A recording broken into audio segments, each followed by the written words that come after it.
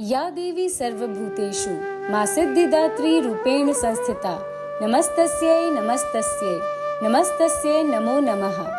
माँ दुर्गा जी की 9वीं शक्ति का नाम सिद्धिदात्री है। ये सभी प्रकार की सिद्धियों को देने वाली है।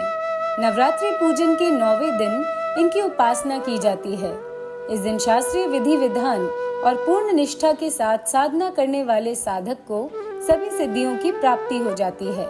सृष्टि में कुछ भी उसके लिए अगम्य नहीं रह जाता है। ब्रह्मांड पर पूर्ण विजय प्राप्त करने की सामर्थ्य उसमें आ जाती है। नवदुर्गाओं में माँ सिद्धिदात्री अंतिम है। माँ सिद्धिदात्री 4 भुजाओं वाली हैं। इनका वाहन सिंह है। ये कमल पुष्प पर भी आसीन होती हैं। इनकी दाहिनी तरफ से नीचे वाले हाथ में कमल पुष्प है। माँ की अनुकंपा से ही भगवान शिव का आधा शरीर देवी का हुआ था। इसी कारण वे लोक में अर्धनारीश्वर नाम से प्रसिद्ध हुए।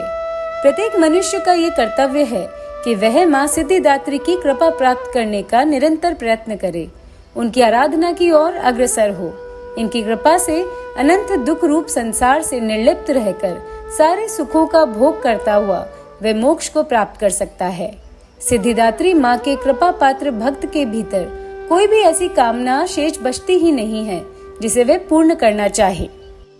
वह सभी सांसारिक इच्छाओं, आवश्यकताओं और स्पृहाओं से ऊपर उठकर मानसिक रूप से माँ भगवती के दिव्य लोकों में विचरण करता हुआ, उनके कृपा रस पीयूष का निरंतर पान करता हुआ विषय भोग शून्य हो जाता है। माँ भगवती का परम सानिध्य ही उसका सर्वस्व हो जाता है। इस परम पद को पाने के बाद उसे अन्य किसी भी वस्तु की आवश्यकता नहीं रह जाती।